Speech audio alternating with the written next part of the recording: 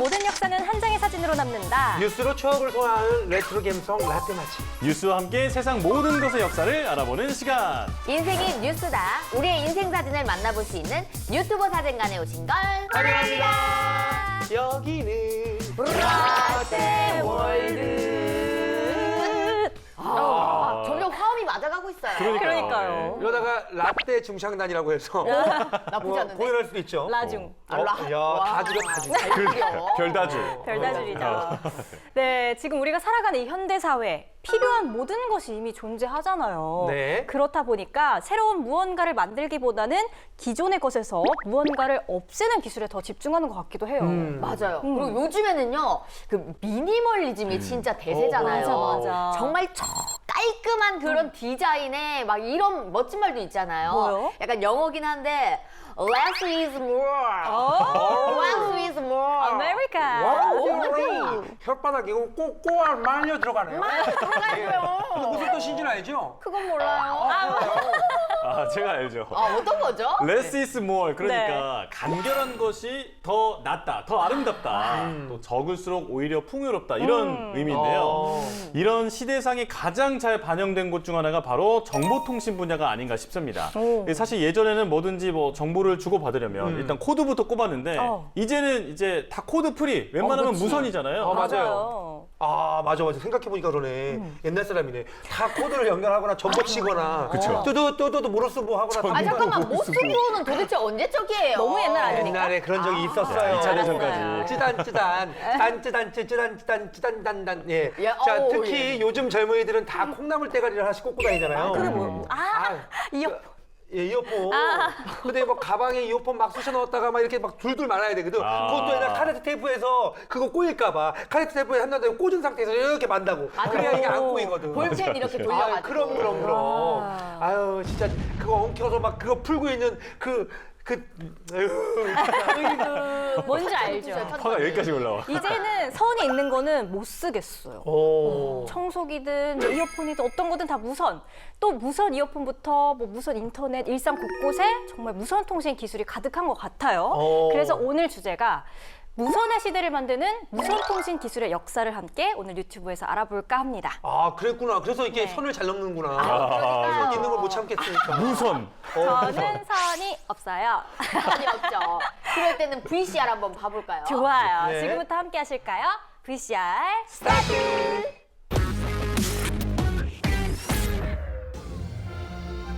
I'm looking for a universal remote control. Make my life a little less complicated. Come in the back with me. 이거 그 영화잖아요.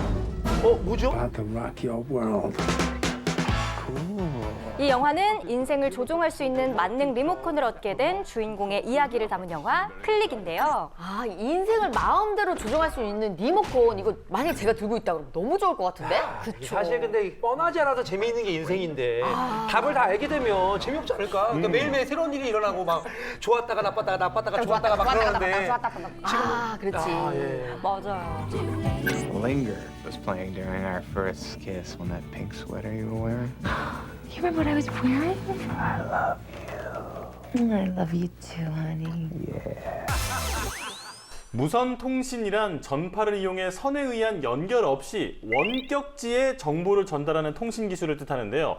놀랍게도 우리 선조들은 조선시대 이전부터 무선 통신을 사용했다고 합니다. 설마. 신기하죠? 네. 과연 어떤 모습이었을까요?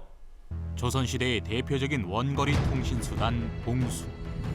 현대의 전자기파 통신과 봉수는 서로 통한다고 하는데 그 봉수. 이 불을 피워서 연기로 멀리까지 신호를 보내는 거잖아요. 그렇죠. 공화대라고도 하지 않았나요? 네. 맞아요. 당시에 군사적으로 아주 시급하게 전달해야 할 연락은 이 봉수를 통해서 이루어졌다고 합니다. 맞습니다. 바로 이 봉수망을 통해서 국토 전역이 빠르게 통신할 수 있었던 거죠. 똑똑하다, 똑똑해. 기록상 봉수제도를 가장 먼저 찾아볼 수 있는 것은 고려 의종 3년. 봉수의 거화수며 규정까지 마련됐음을 알 수 있다. 고려 말 잦은 외구의 침입으로 강화된 봉수제도는 마찬가지로 외구의 위협이 계속됐던 조선으로 이어진다. 봉수제의 확립으로 남쪽 해안과 북쪽 국경의 소식은 당시로서는 놀라운 속도로 서울까지 당도할 수 있었다. 우와. 아니 근데 이것도 통신 수단이긴 한데 우리가 알고 있는 무선 통신이랑은 조금 거리가 있는 거 아니에요? 선이 없긴 없잖아. 봉수는 순차적으로 신호를 전달하는 체계를 갖고 있다. 육안으로 확인할 수 있는 거리에서 차례로 신호를 이어가는데 무선 통신의 원리 역시 크게 다르지 않다. 파장이 짧고 직진하는 성질을 가진 마이크로파 역시 중계탑을 이용해 순차적으로 신호를 전달해야만 하는 것이다.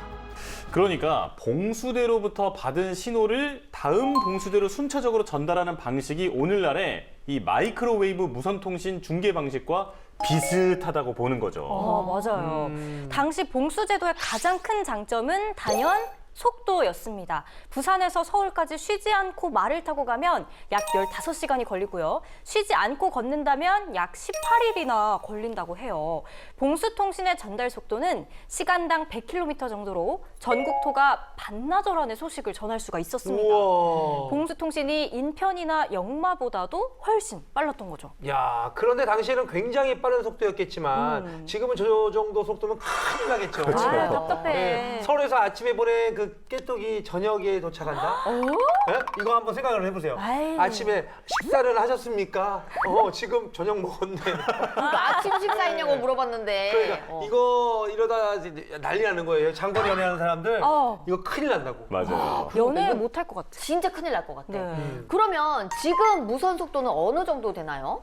네, 오늘날 무선통신 전달 속도는 초당 30만 킬로미터로 전국적으로 1초 이내. 1초? 진짜 빠르죠. 거의 그냥 실시간 통신이에요. 그렇다면 오늘날 우리가 사용하는 현대식 무선통신은 어떻게 발견됐을까요? 시작은 1865년으로 거슬러 올라갑니다. 오, 생각보다 빠르다. 선배님 태어났을 때? 전자파가 퍼져나가는 이론을 처음 수학적으로 증명한 사람은 영국의 물리학자이며 수학자인 맥스웰이다. 이 사람이 커피도 되게 잘 타는데. 그분 아닙니다. 그건 아니죠. 맥스웰은 1864년 전기장과 자기장의 관계를 기술하는 4개의 방정식을 통해 전자기장 이론을 확립하였다. 이후 독일의 물리학자 헤르츠는 맥스웰이 예언한 전자기파가 실제로 존재하며 먼 거리에서도 탐지될 수 있다는 사실을 실험을 통해 밝혀냈다. 현재 사용하고 있는 주파수의 단위인 헤르츠도 이러한 헤르츠의 업적을 기리기 위해서다. 헤르츠는 들어봤어요. 헤르츠 몇 맞아요. 그렇죠. 몇 헤르츠 맞아요. 라디오. 주파수 단위죠. 그렇죠. 메가헤르츠. 오.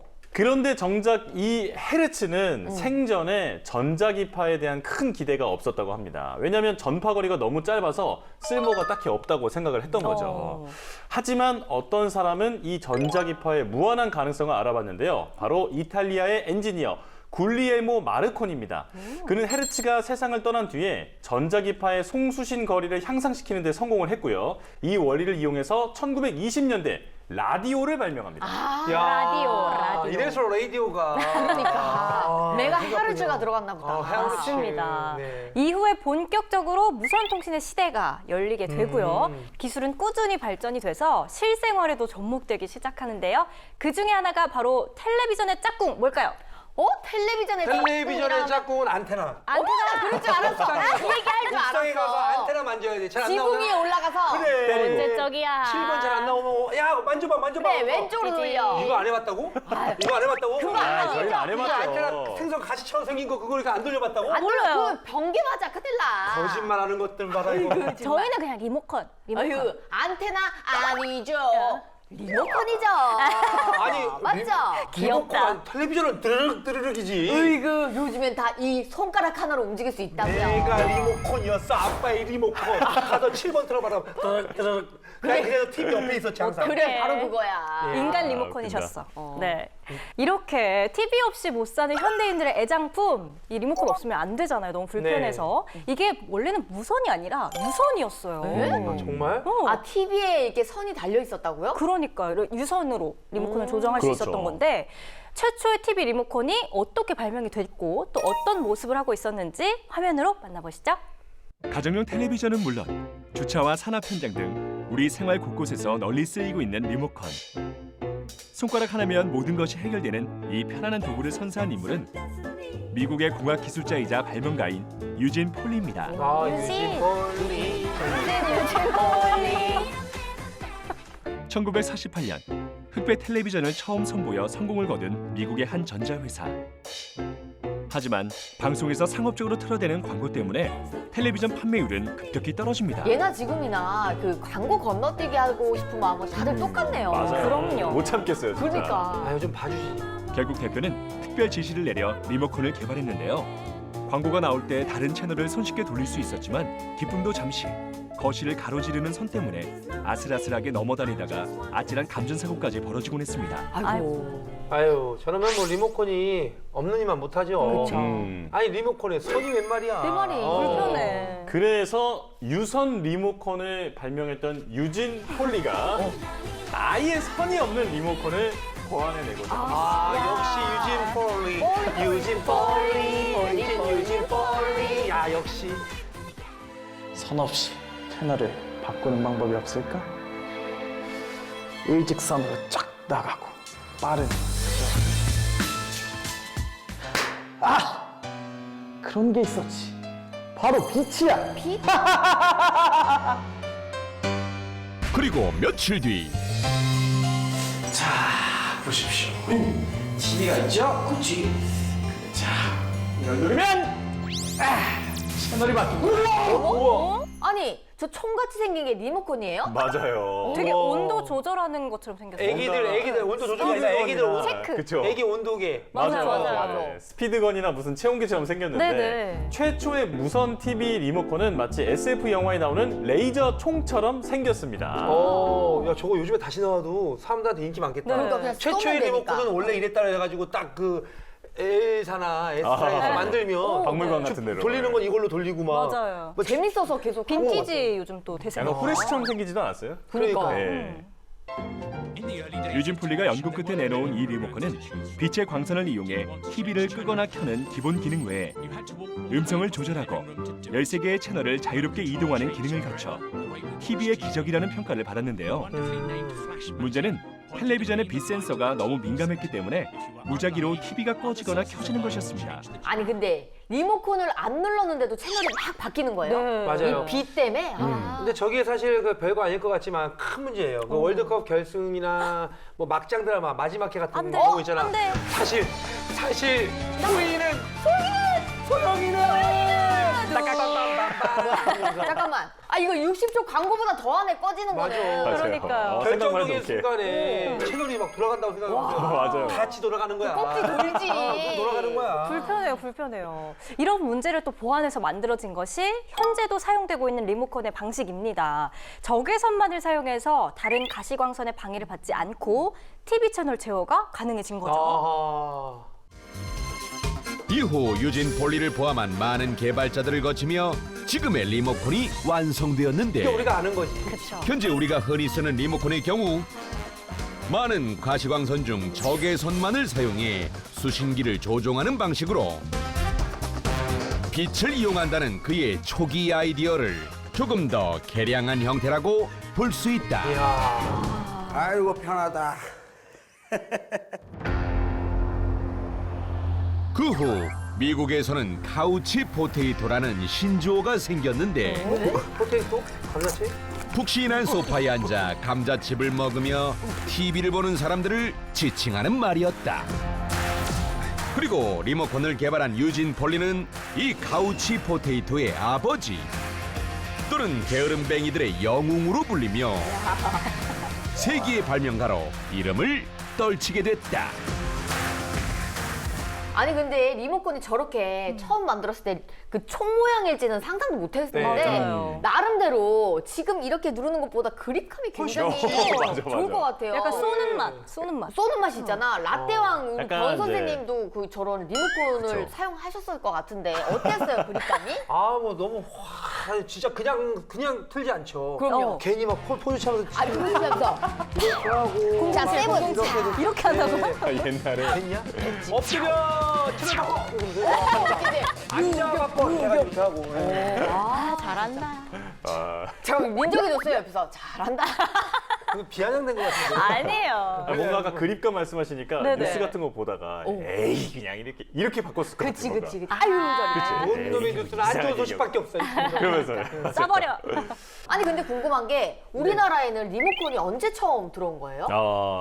1960년대에 처음 등장한 국산 텔레비전이 그 가격이 굉장히 비싸서 쉽게 들여놓을 수가 없었는데요. 그치. 그렇다면 우리나라의 TV 리모컨은 언제 처음 등장했는지 화면으로 확인해 보시죠. 1966년 우리나라 최초의 TV는 당시 쌀 27가마를 살 수 있을 만큼 값진 물건이었는데요. 이때만 해도 리모컨은 찾아보기 힘들었고 사람이 일일이 채널을 직접 돌려야 했습니다. 와. 그 정도면 가격이 어느 정도 되나요? 요즘으로 따지면 7, 800만 원 되지 않을까요? 네. 비싸네. 그러니까 이장님 댁에만 있지. 제가 좀 더 정확하게 알려드릴게요. 너무 비싸다. 당시에 발매 가격이 6만 원대였거든요. 네. 1960년대 중반 당시에 월 평균 소득이 12,000원 정도였어요. 어머. 6개월에도 6개월. 그런데 TV가 6만 원인 거예요. 엄청 비쌌던 거죠. 못 사, 못 사. 그러던 1970, 80년대 컬러 텔레비전 시대가 열리면서 우리나라에도 서서히 리모컨이 도입되기 시작했는데요. 야. 수동으로 돌리는 로터리 방식을 거쳐 조그 다이얼 방식에 익숙했던 사람들은 리모컨의 등장에 놀라워했습니다. 네, 이렇게 지금은 또 TV를 구입하면 리모컨은 당연히 같이 따라오는 거잖아요. 따라오죠. 네. 그런데 80년대 초에는 TV 리모컨 가격도 굉장히 비쌌다고 합니다. 1981년 12월에 출시된 리모컨 방식의 TV는 리모컨 가격만 해도 28만 원에 달하는 고가였는데요. 야, 배보다 배꼽이가 크네. 차라리 리모컨을 사면 TV를 주는 게 낫겠다. 그렇네. 첨단 TV. 비싸고 구하기 힘들었던 리모컨. 바람 불면 날아갈까, 손대면 부서질까 귀하게 보관되었다고 하는데요. TV 리모컨을 시작으로 현재까지 다양한 리모컨이 끊임없이 발명되고 있습니다. 신기술 덕분에 세상도 정말 많이 달라졌는데요. 네. 무선 통신 기술을 통해 확 달라진 분야가 또 있습니다. 바로 유통산업인데요. 삑! 이거는 총 거 아니에요? 근데 저는 쏘는 줄 알고. 레이저총 맞았네. 네. 아니 이게 마트에서 우리가 계산할 때마다 나는 소리잖아요. 띠 이렇게 하는 거. 그쵸. 예. 바로 바코드를 인식하는 소리인데요. 맞아요. 이 바코드 역시 무선통신 기술이 적용된 사례입니다. 바코드를 통해 세상이 어떻게 변하게 됐는지 함께 만나보시죠. 1974년 6월 26일 미국 중동부의 오하이오주 한 팩의 껌이 클라이드 도슨이란 여성에게 판매되었는데요. 이 평범한 껌은 바코드가 부착된 최초의 제품이 되었고 바로 이날 세계 유통혁명의 첫걸음이 시작되었습니다. 오, 오래됐네. 바코드가 개발되기 전 슈퍼마켓의 운영자들은 물품 계산과 제품 관리에 어려움을 겪었습니다. 길게 늘어선 줄과 쌓여가는 상품들을 보며 그들은 계산대에서 자동적으로 제품 정보를 수집할 수 있는 새로운 시스템의 탄생을 원했는데요. 근데 힘들긴 했겠네요. 진짜 힘들지. 캐셔의 직업이 정말 힘들었겠어. 맞아요. 기술대학 학장을 찾아와 이에 대한 조언을 구하는 대화를 우연히 듣게 된 대학원생 버나드 실버. 그는 친구인 노먼 조지프 우드랜드와 함께 해결책을 마련해 보기로 결심했고 1940년대 후반 둘은 황소의 눈 코드라는 최초의 바코드를 발명했습니다. 처음 바코드의 모양은 저렇게 동그란 형태였다고 합니다. 우와. 그래서 황소의 눈을 닮았다고 해서 불스 아이즈, 황소의 눈 코드라고 불렸다고 하죠. 아니 그러면 처음에는 이렇게 황소눈처럼 동그랗던 이 바코드가 맞아요. 왜 지금은 이렇게 네모난 형태로 바뀐 거예요? 네모난 형태가 우리는 더 익숙하잖아요. 이게 코드 안에 더 많은 정보를 효율적으로 담기 위해서 여러 번의 개량을 거쳐 바 형태의 코드, 오늘날의 바 코드가 탄생하게 된 거예요. 바코드가. 바코드. 노먼 조지프 우드랜드와 버나드 실버가 고안한 바코드는 황소의 눈 모양이었는데요. 진짜 눈 같다. 이 최초의 바코드는 그 오랜 기간 동안 실용화와 표준화를 위한 개량을 거쳤고 결국 굵기가 다른 검은 막대와 하얀 막대를 조합시킨 오늘날의 형태로 완성되었습니다. 아니 근데 저 바코드를 찍으면 가격도 나오고 상품명도 나오잖아요. 근데 이게 어떤 원리로 이렇게 되는지 진짜 궁금하거든요. 맞아. 궁금하긴 해요. 이렇게 인쇄된 바코드 속 정보는 스캐너를 이용해 읽어냅니다. 계산기에 설치된 스캐너를 통과하면 판매와 관련된 각종 정보가 집계되는데요. 스캐너로 바코드에 빛을 쏘면 검은 막대 부분은 적은 양의 빛을 반사하고 흰 부분은 많은 양의 빛을 반사합니다.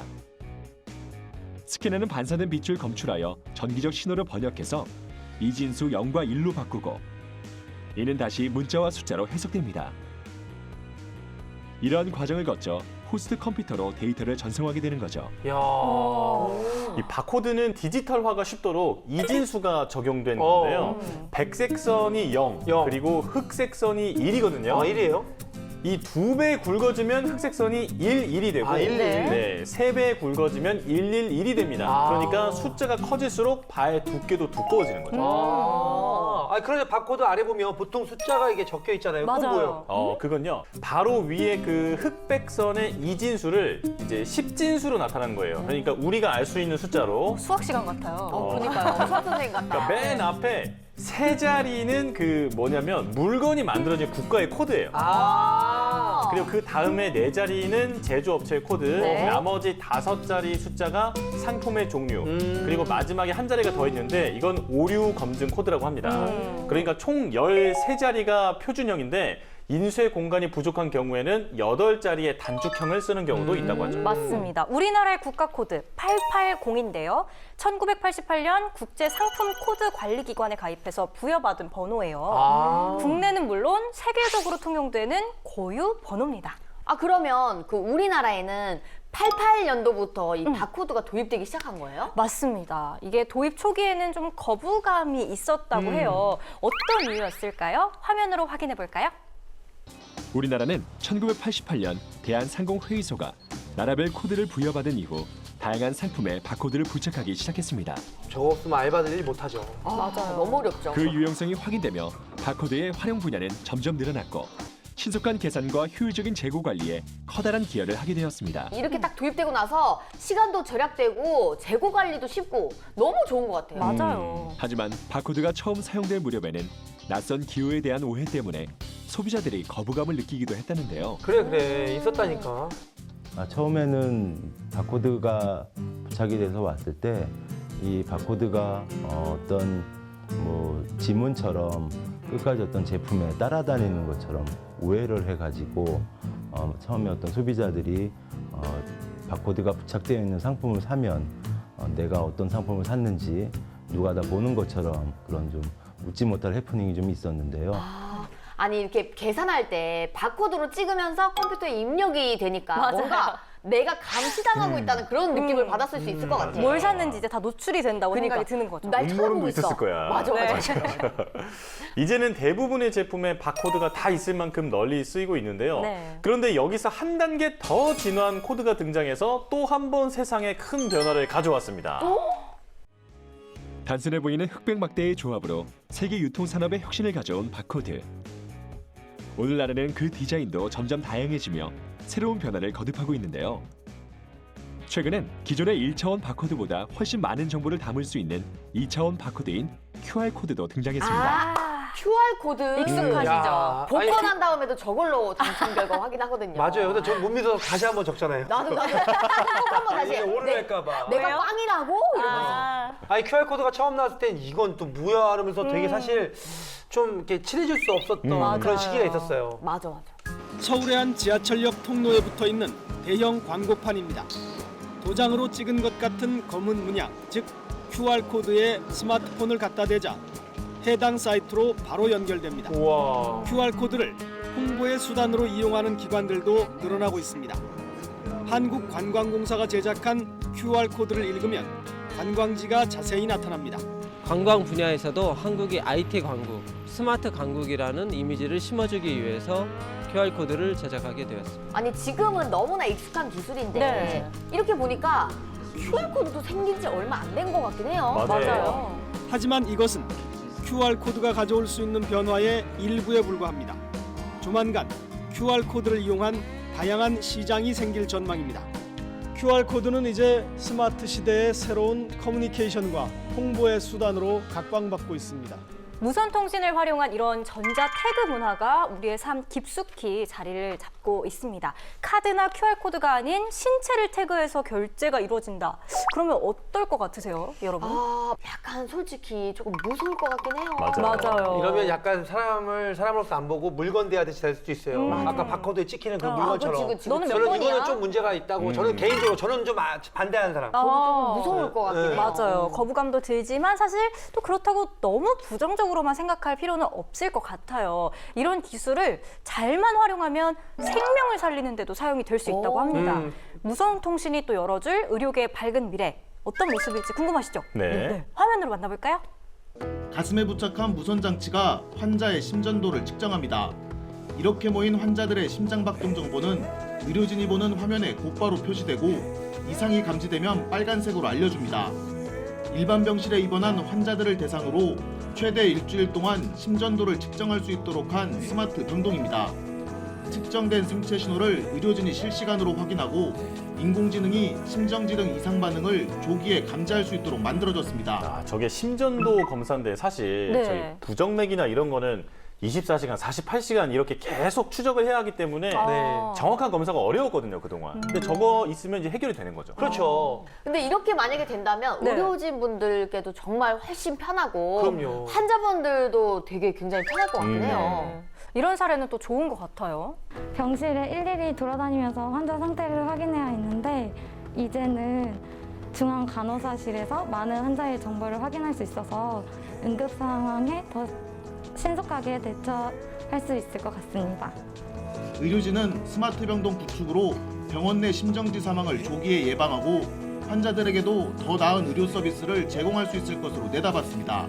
앞으로 이 환자가 병이 생길 수 있나 없나 그런 부분도 우리가 AI라든가 데이터를 통해서 알게 되겠죠. 그렇게 되면은 질병을 기존에는 진단을 하고 처방하는 쪽에서 앞으로는 예측하고 예방하는 쪽으로 발전할 수 있습니다. 좋네요, 이런 건. 이번에 새롭게 선보인 스마트 병동은 식품의약품안전처 등 관계기관의 허가 절차를 마치는 대로 가동에 들어갈 예정입니다.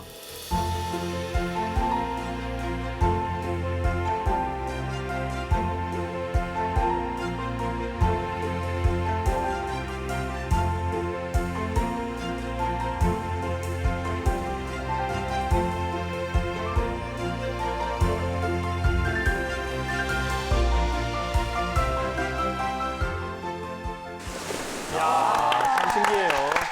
저런 곳에 쓰이는 건 바람직하죠. 맞아요. 맞아, 때에 따라서 또 필요에 의해서 선별적으로. 쓰이는 게 좋을 것 같긴 하네요. 네, 맞습니다. 오늘은 이렇게 보이지 않아서 더 특별한 무선통신 기술과 관련한 다양한 역사 함께 알아봤습니다.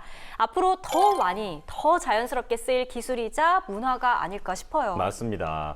우리 인류의 생활을 더 스마트하고 편리하게 만들어줄 새로운 무선통신의 등장도 기대해 보겠습니다. 지금까지 유튜브 사진관이었습니다. 뉴스의 바다를 끝없이 떠다니는 본격 뉴스 예능 유튜브. 오늘의 항해는 여기까지입니다. 저희는 한 주 동안 유튜브 타고 신나게 돌아다니며 재밌는 뉴스들 가득 안고 돌아오겠습니다. 뭐지? 뭐 하시는 거예요? 무선 보낸다. 유튜브 사진관은 추억과 낭만이 가득한 텔레파시를 전파하고 있습니다. 띠리리리. 띠디디디디디디 리모컨 돌리지 말고 멈춰.